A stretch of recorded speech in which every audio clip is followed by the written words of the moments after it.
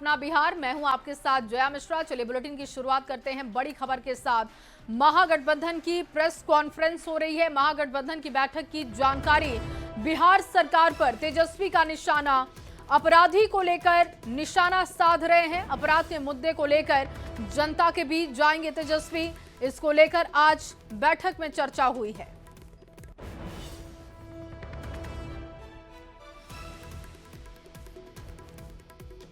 और अगली बड़ी खबर आपको सासाराम से दे, जहां आपसी रंजिश में युवक को गोली मारी गई। युवक को गोली मारकर घायल कर दिया गया।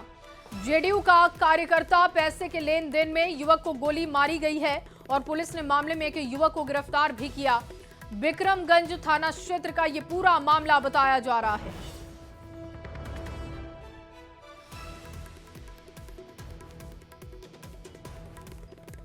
और आगे बढ़ते हुए आपको बेगूसराय से बड़ी खबर दे, बेटे ने पिता को गोली मार दी है। पिता गंभीर रूप से घायल बताया जा रहा है। पिता को निजी अस्पताल में भर्ती करवा दिया गया। बेटे के अवैध शराब धंधे का वो लगातार विरोध कर रहे थे और देखिए इसी विरोध के चक्कर में उन्होंने गोली मारी है। घटना के बाद हड़कंप की स्थिति। छौड़ाही थाना क्षेत्र का ये पूरा मामला बताया जा रहा है। बेटे ने पिता को गोली मारी है। पिता गंभीर रूप से घायल। पिता को निजी अस्पताल में भर्ती करवाया गया। दरअसल बेटे के अवैध शराब धंधे का लगातार पिता विरोध कर रहे थे, जिसके बाद बेटे ने गोली मार दी। घटना के बाद इलाके में हड़कंप की स्थिति बनी हुई है। पुलिस इस पूरे मामले की तफ्तीश में जुटी हुई है। लगातार ये बड़ी जानकारी आपको बेगूसराय से दे रहे हैं। मेरा पुत्र ही मारा, दीपक कुमार। बेटा जी काहे लिए इसे हुआ? मेरे नाम से गाड़ी था टीवीएस स्टार सिटी। उस गाड़ी से वो अवैध कर रहा था। हमने उसको विरोध किया। ये मेरे नाम से गाड़ी है, तुम अपने नाम से ट्रांसफर करवा लो, जहाँ मर्जी जो करना होगा तुम करना, तुम्हारे वजह से हम भी फंस जाएंगे। हम विरोध किए, वो नहीं माना।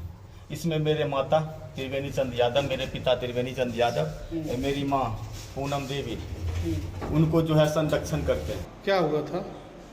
गोली मार दिया मेरे भाई। तुमसे बड़ा भाई? कैसे? हाँ, गोली के गोली मारा? मेरे भाई। कितना गोली लगा? एक किस लिए गोली मार दिया? घर का विवाह से। और पटना से चलिए आपको बड़ी खबर देते हैं। पूर्व मंत्री बीमा भारती से पूछताछ हुई है। दरअसल ईओयू ऑफिस में ये पूछताछ की गई।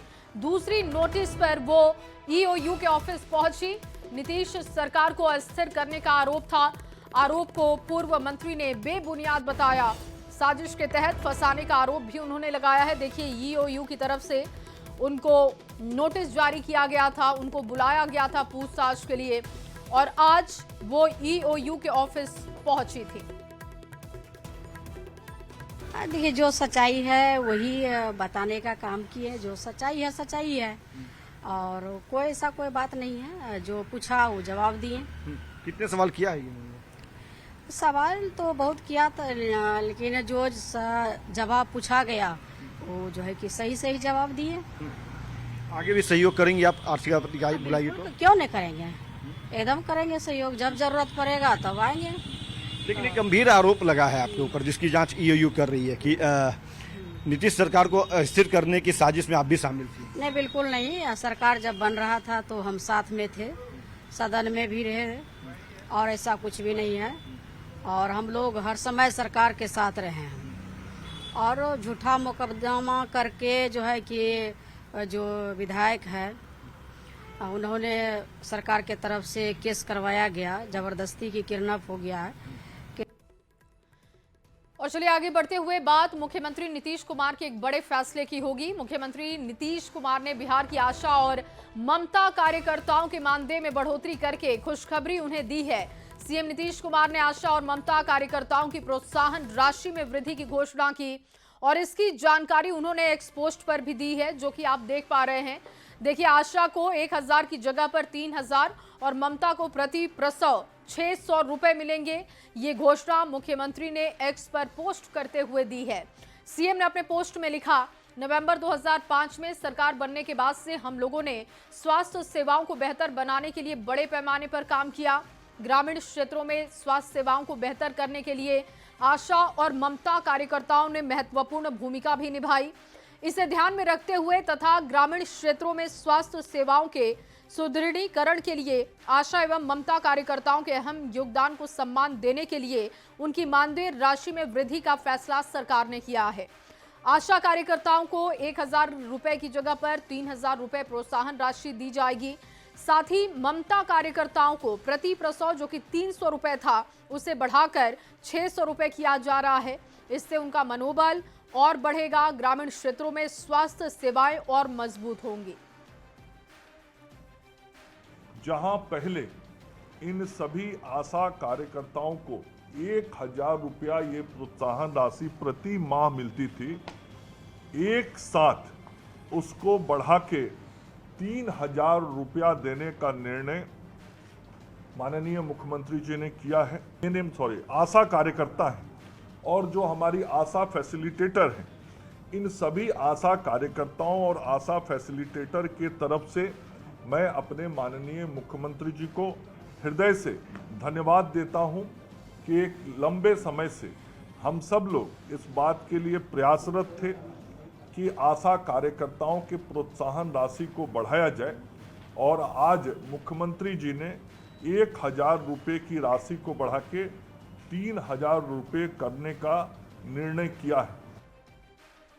और वहीं आशा और ममता कार्यकर्ताओं की प्रोत्साहन राशि बढ़ाने पर क्रेडिट पॉलिटिक्स शुरू हो चुकी है। तेजस्वी यादव ने कहा कि नीतीश सरकार को हमारी इस मांग के सामने भी झुकना पड़ा है।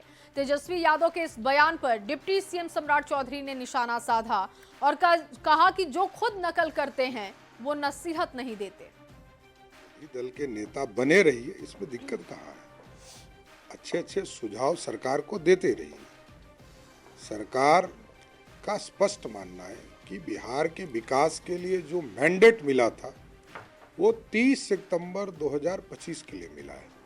तो 30 सितंबर तक माननीय मुख्यमंत्री के नेतृत्व में सारे फैसले लेते रहेंगी सरकार, और जब इलेक्शन कमीशन घोषणा करेगी तो चुनाव में जाएंगे।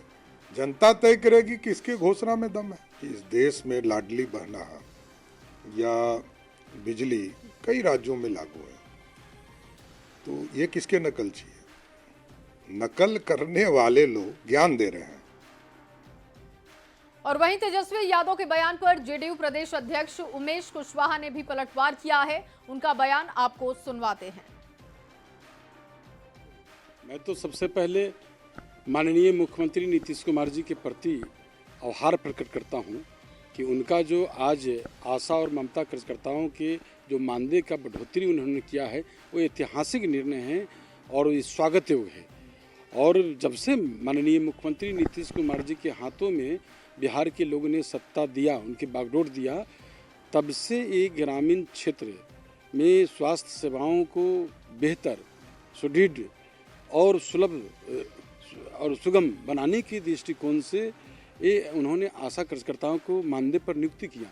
और आज देखिए जो उनका मेहनत और जो आशा कार्यकर्ता और जो हमारे ममता कार्यकर्ता हैं, उनका जो मेहनत है, उनका जो सेवा है, उनका जो परिश्रम है, इसके लिए उन्होंने ये सम्मान देने का काम किया। लेकिन तेजस्वी यादव कह रहे हैं कि जब 17 महीने वो सरकार में थे उन्होंने इसकी शुरुआत की थी, लेकिन तब सरकार अलग हो गई और उसी का नकल आप लोग। तेजस्वी के पास तो कोई मुद्दा है नहीं। कोई एक उदाहरण बता दीजिए जो सामाजिक सरोकार के काम तेजस्वी यादव ने किया हो। और वहीं हम सेकुलर के राष्ट्रीय अध्यक्ष और बिहार सरकार में मंत्री संतोष कुमार सुमन ने आशा और ममता कार्यकर्ताओं की मानदेय में बढ़ोतरी पर सीएम नीतीश कुमार को धन्यवाद दिया। उन्होंने कहा कि मुख्यमंत्री का ये कमिटमेंट गरीबों के प्रति दिखाता है। आपको बयान सुनवाते हैं। देखिए, हमारी जो सरकार है कल्याणकारी सरकार है। खास करके माननीय मुख्यमंत्री जी हमेशा गरीबों पिछड़ों के लिए सोचते हैं, उनके लिए काम करते हैं। आज का जो ट्वीट है और जो घोषणाएं हुई है बाकी में एक अविश्वसनीय है, भूतपूर्व है, और हम समझते हैं उन लोगों के लिए है जो समाज के सबसे पिछड़ा तबका है, सबसे निचला तबका जिसको कहते हैं, जो समाज में गरीब तबका है, उनको आगे बढ़ाने के लिए एक प्रोत्साहन के रूप में जो उनके 1,000 से 3,000 किया गया है। बाकी में बहुत ही एक बढ़िया डिसीजन है। मैं आपके माध्यम से माननीय मुख्यमंत्री जी को धन्यवाद देता हूँ। और वहीं सरकार के इस बड़े फैसले से एनडीए की महिला नेताओं ने खुशी जाहिर की, तो वहीं आरजेडी की तरफ से चुटकी भी ली गई है। आपको दिखाते हैं। एनडीए सरकार ने आशा कार्यकर्ता का मानदेय 1000 से बढ़ाकर 3000 और ममता कार्यकर्ता का मानदेय 300 से बढ़ाकर 600 करने का निर्णय लिया है। और ये हमारी सरकार के लिए और बिहार की महिलाओं के लिए ये बहुत आश्चर्यजनक बात नहीं है। ये आश्चर्यजनक बात उन लोगों के लिए है जिनकी सरकार में महिलाओं की कोई इज्जत और प्रतिष्ठा नहीं होती थी। हमारी सरकार ने सत्ता संभालते ही आधी आबादी का ख्याल सबसे पहले किया। मुख्यमंत्री श्री नीतीश कुमार जी के द्वारा आशा एवं ममता कार्यकर्ताओं का जो मानदेय बढ़ाया गया है वह निश्चित रूप से ग्रामीण स्वास्थ्य सेवाओं को और अधिक मजबूत करने की दिशा में एक बहुत बड़ा ऐतिहासिक कदम है।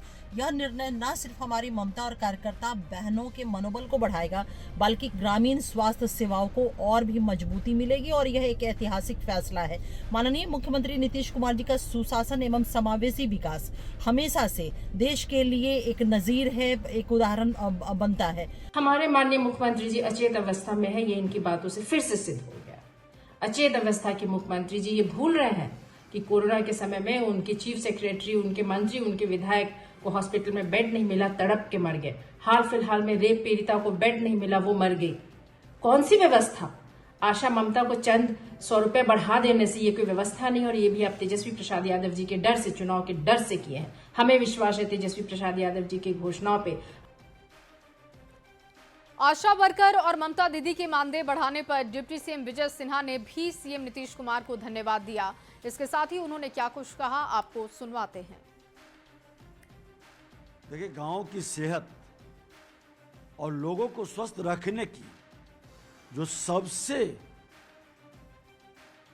सुलभता से, सरलता से हमारी आशा बहनें और ममता बहनें ये जो स्वस्थ रखने की गारंटी, गर्भवती महिलाओं को सुरक्षित करने का, आज बिहार के माननीय मुख्यमंत्री नीतीश कुमार जी उनके मानदेय बढ़ाकर उनका सम्मान और सशक्तिकरण को ताकत दिया।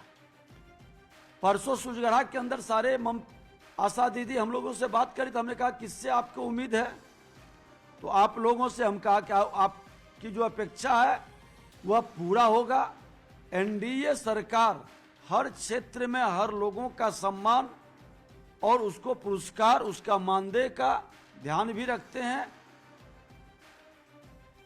और सीएम नीतीश कुमार जहानाबाद के मखदूमपुर प्रखंड क्षेत्र के बराबर पहाड़ स्थित सिद्धेश्वर नाथ धाम पहुंचे, जहां उन्होंने रोपवे निर्माण कार्य समेत अन्य जानकारियां भी अधिकारियों से ली। मुख्यमंत्री के आने की सूचना मिलते ही लोगों की भीड़ भी वहां पर जमा हो गई। लौटते समय सीएम नीतीश कुमार ने जेडीयू के जिला अध्यक्ष और दूसरे कार्यकर्ताओं से रुककर बातचीत भी की। सिद्धेश्वर नाथ धाम के मंदिर के महंत ने अभिमन्यु दास, जिन्होंने कहा कि सीएम नीतीश कुमार दूसरे मुख्यमंत्री हैं जो बाबा के दर में पहुंचे हैं। महंत ने उम्मीद जताई है कि विकास कार्यों में सीएम के आने के बाद और तेजी आएगी। मुख्यमंत्री जी का बराबर के धरती पे तहे दिल से यहाँ के पब्लिक लोग स्वागत किए और वो आए और अपने विकास का जो निरंतर वो जो कार्य कर रहे हैं उसका देख रेख किए, जैसे रोपवे के बारे में नॉलेज लिए और यहाँ पे रोड का कैसा उचित व्यवस्था है उसके बारे में जानकारी लिए।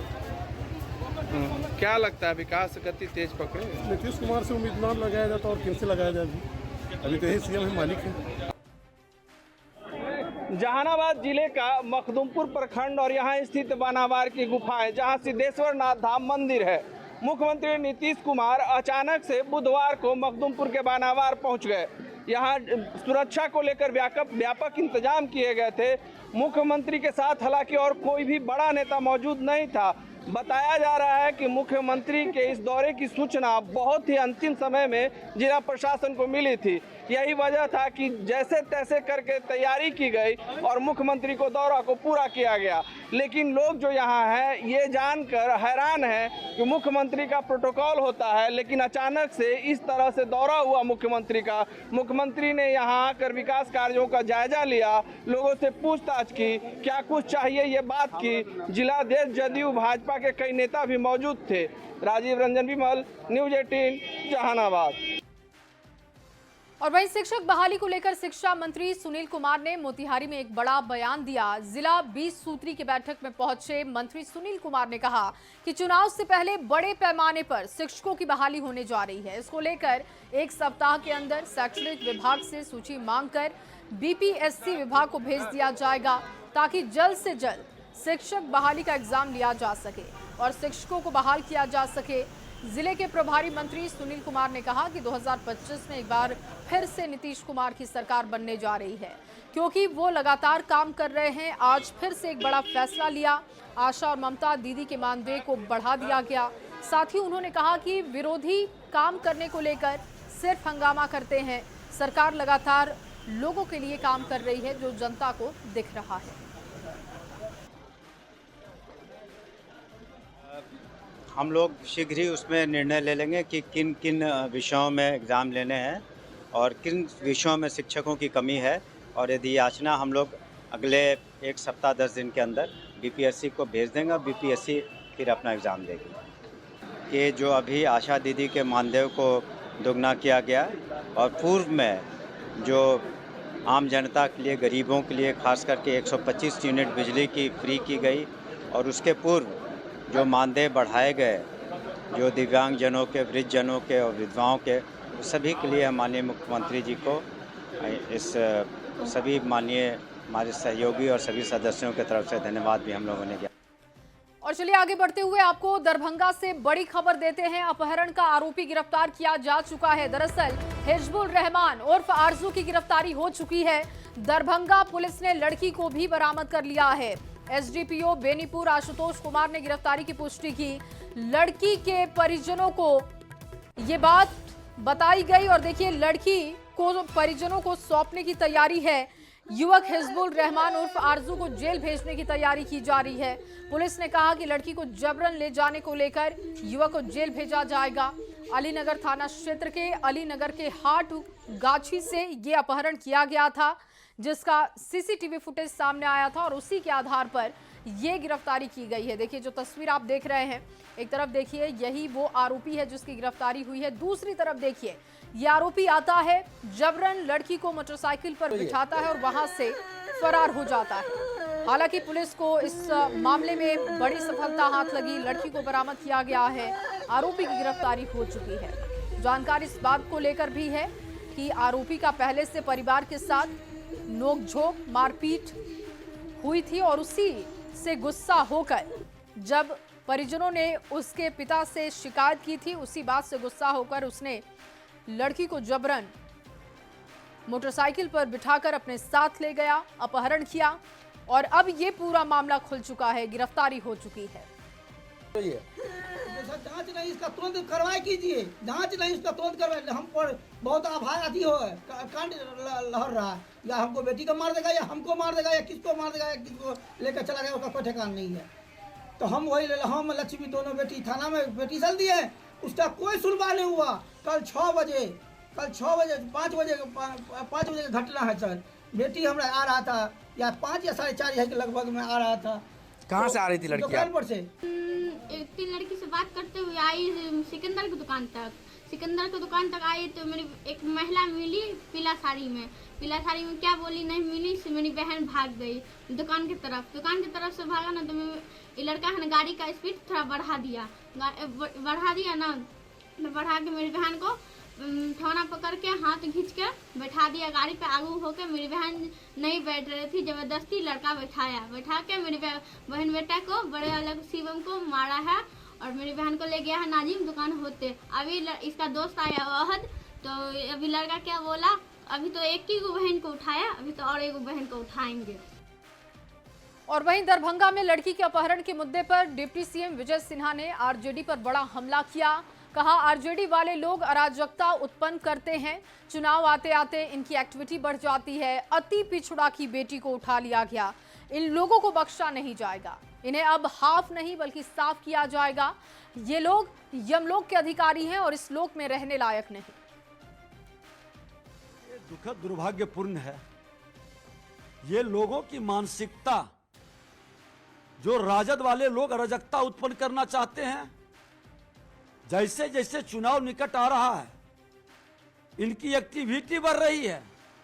आज एक अति पिछड़ा की बेटी को यह रहमान जो राजद का लोग कह रहा है कि कार्यकर्ता है, उठा लिया, अपहरण का एक नया वातावरण शुरू किया है। इन लोगों को बख्शा नहीं जाएगा, अब हाफ नहीं साफ किया जाएगा। ये लोग जमलोक के अधिकारी है, इस लोक में रहने के लायक नहीं। ये जंगल राज के पाठशाला में पढ़ने वाला मानसिकता का लोग अराजकता उत्पन्न कर रहा है, बिहार को बदनाम कर रहा है, सुशासन पर चोट कर रहा है। और कुछ भ्रष्ट पदाधिकारी निकम्बे अगर जो इन लोगों पर वार नहीं करेंगे तो हम लोग माननीय मुख्यमंत्री जी से बात भी करेंगे। कोई भी कीमत पर बर्दाश्त नहीं किया जाएगा अराजकता को। और चलिए आगे बढ़ते हुए पटना से आपको इस वक्त की बड़ी खबर देते हैं। एमपी एमएलए कोर्ट में आरजेडी विधायक रीतलाल यादव की पेशी हुई। सुनवाई खत्म होने के बाद जब वो कोर्ट परिसर से बाहर निकले तो मीडिया ने उनसे मामले को लेकर कई सवाल पूछे, लेकिन विधायक ने कोई प्रतिक्रिया नहीं दी। उन्होंने चुपचाप अपनी गाड़ी की ओर रुख किया, बिना कुछ बोले वहां से रवाना हो गए। देखिए तस्वीरें आप देख रहे हैं। रीतलाल यादव पर रंगदारी मांगने समेत कई गंभीर आरोपों को लेकर मामला विचाराधीन है। संवाददाता धर्मेंद्र कुमार की इस पर आपको रिपोर्ट दिखाते हैं।